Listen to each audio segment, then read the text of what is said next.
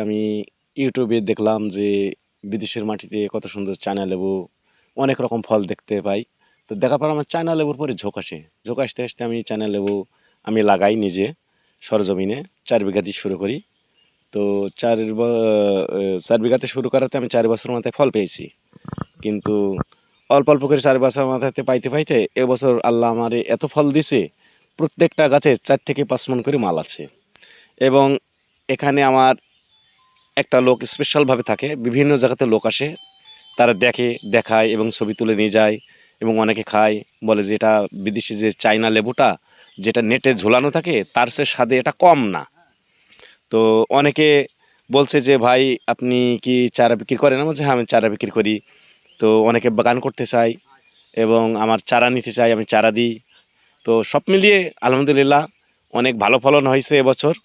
তো আগামীতে আরও ভালো ফলন হইব আশা রাখি। ৫ থেকে ৬ লক্ষ টাকা আপনার খরচা হয়েছে, মানে ৬ বিঘাতে রানিং, এই ৬ বিঘা মাল বিক্রি করবো এই লেবুটা ৬ বিঘাতে।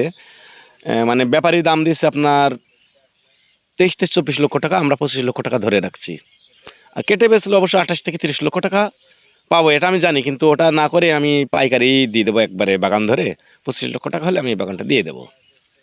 আমার আরও ৬ বিঘা আছে, আগামীতে টোটালে আমার ১২ বিঘা জমি আমি লেবু পাবো। তারপরেও আমি এবার নতুন করে ফের ৪ বিঘা শুরু করব। আমার ইচ্ছা আমি ২০ বিঘা জমি চায়না কমলা লেবু চাষ করব। কৃষি অধিদপ্তর আমাকে যথেষ্ট পরিমাণে গাইড দেয় এবং আমি তাদের কাছ থেকে পরামর্শ নিই। বিশেষ করে যে সারের যে সংকট চলছে, আমি গেলে আমি বললে আমার বাগান দেখালে তারা আমাকে সর্বপ্রকার সার্বিকভাবে সহযোগিতা করে এবং বাগানে আসে কোনো রোগ টোগ আসলে বা কোনো কিছু হলে তারা আমাকে পরামর্শ দেয়। সেই পরামর্শ অনুপাতে আমি কাজ করে আমি লাভবান হয়েছি। এই বাগানে গাছ আছে আপনার ৪০০টা। হাবিবুর ভাইয়ের বাগানে আসলাম, এসে দেখি যে গাছে এত ফলন লেবু আমি আগে কোনো জায়গায় দেখিনি। তা লেবু খেয়েছি, তা খুব সুস্বাদু। বিভিন্ন জায়গার থেকে লোকজন আসছে। আমি খেয়ে দেখেছি অনেক ভালো, এবং কালারটা বলা যায় যে অন্য দেশের চেয়ে বাংলাদেশের মাটিতে যে এই ফলের এত সুন্দর কালার হয় সেটাও দেখার মতো, এবং আমার ইচ্ছা আছে যে এই ধরনের বাগান আমি করতে চাই।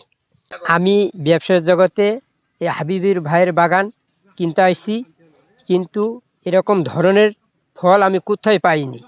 কিন্তু হাবিবুর ভাইয়ের বাগান খুবই উন্নত মানের, কিন্তু ফলনও ভালো এবং খাইতেও ভালো। এই ফলের স্বাদ খুব সুস্বাদু। এরকম ফল বাজারে অনেকে নিয়ে আসে, তো এর মতো সুস্বাদু ফল আমি আর কোথাও পাইনি। আমি এই বাগানে আসলাম, এই বাগানটা একটু ঘুরে দেখেছি, অনেক সুন্দর। আলহামদুলিল্লাহ, আমাদের দেশের মাটিতে যে এত সুন্দর ফল হচ্ছে, এটা তো আল্লাহর নিয়ামত ছাড়া কিছুই নাই। এবং আমার উদ্দেশ্য আছে যে এই বাগানটা দেখার পর আমি কিছু বাগান করবো, এই জন্য আমার এখানে আসা।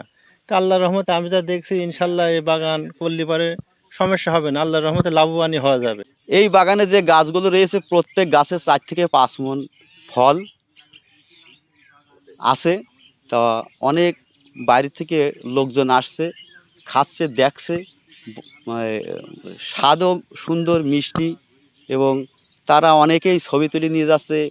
কালার, অত্যাধিক কালার, সুন্দর, একেবারে ফুল কমলা কালার। বাইরের থেকে লোকজন আসে, খেয়ে দেখে, অনেক সুস্বাদু, ছবি টবি তুলে নিয়ে যায়। মহেশপুর উপজেলার মাটি কমলাসহ অন্যান্য ফল চাষের জন্য অত্যন্ত উপযোগী। এই উপজেলায় হাবিবুর রহমান সহ এবং অন্যান্য আরও অনেক কৃষকগণ কমলা চাষ করছেন। কমলা চাষের ক্ষেত্রে তাদের রোগবালাই, পোকামাকড় দমন, সুষম সার ব্যবস্থাপনা এ সমস্ত বিষয়ে কৃষকদের সার্বিকভাবে কৃষি বিভাগ পরামর্শ দিয়ে আসছে।